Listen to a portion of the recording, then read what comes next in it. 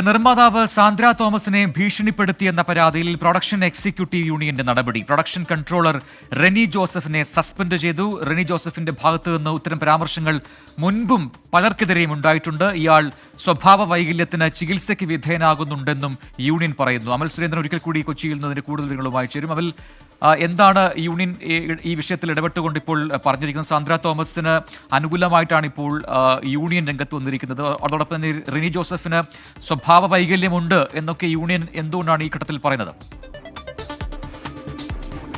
നമുക്ക് അറിയാവുന്നതാണ്, സാന്ദ്ര തോമസും പ്രൊഡക്ഷൻ എക്സിക്യൂട്ടീവ് യൂണിയനും, അതായത് പ്രൊഡക്ഷൻ കൺട്രോളേഴ്സ് അടങ്ങുന്ന പ്രൊഡക്ഷൻ എക്സിക്യൂട്ടീവ് യൂണിയനും തമ്മിലുള്ള ഒരു തർക്കം നടക്കുന്നുണ്ട്. അതായത് സാന്ദ്ര തോമസ് ഇവരുടെ അപമാനകരമായ രീതിയിൽ ഈ പ്രൊഡക്ഷൻ എക്സിക്യൂട്ടീവിനെ അല്ലെങ്കിൽ എക്സിക്യൂട്ടീവ്സിനെ കൺട്രോളേഴ്സിനെ ഒക്കെ അപമാനിക്കുന്ന തരത്തിലുള്ള പ്രസ്താവനകൾ നടത്തുന്നു എന്നൊരു ആരോപണം സാന്ദ്ര തോമസിനെതിരെ ഇത്തരത്തിലുള്ള പ്രൊഡക്ഷൻ എക്സിക്യൂട്ടീവ്സ് ഉന്നയിക്കുകയും ഇതേ തുടർന്ന് നിയമ നടപടികൾ സ്വീകരിക്കുകയും ചെയ്ത ഘട്ടത്തിലാണ് ഈ ഒരു പ്രൊഡക്ഷൻ എക്സിക്യൂട്ടീവ്സിന്റെ ഭാഗത്ത് നിന്ന് ഇത്തരത്തിൽ തനിക്കെതിരെ അല്ലെങ്കിൽ ചിലരുടെ ഭാഗത്ത് നിന്ന് ഇത്തരത്തിലുള്ള ഭീഷണി സന്ദേശങ്ങൾ ഉണ്ടാകുന്നു എന്നൊരു പ്രസ്താവനയുമായി സാന്ദ്ര തോമസ് രംഗത്തെത്തുന്നതും ഒരു സന്ദേശം പുറത്തുവിടുന്നതും.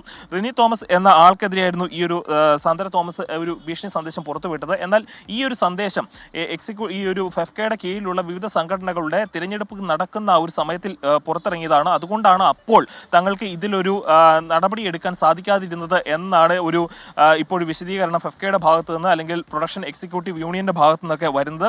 ഏതായാലും ഇപ്പോൾ നടപടി സ്വീകരിച്ചിരിക്കുകയാണ്. ഈ പ്രൊഡക്ഷൻ എക്സിക്യൂട്ടീവ് യൂണിയൻ തന്നെയാണ് ഫെഫ്കയോട് ഇയാൾക്കെതിരെ റെനി ജോസഫിനെതിരെ നടപടി എടുക്കുവാൻ വേണ്ടിയുള്ള ശുപാർശ നൽകിയതും അന്വേഷണ വിധേയമായി ഇയാളെ ഇപ്പോൾ സസ്പെൻഡ് ചെയ്തിരിക്കുന്നതും. ഇതിനു മുൻപും മറ്റു പലർക്കെതിരെയും ഇയാളുടെ ഭാഗത്തുനിന്ന് ഇത്തരത്തിലുള്ള ഭീഷണി സന്ദേശങ്ങൾ ഉണ്ടായിട്ടുണ്ട്.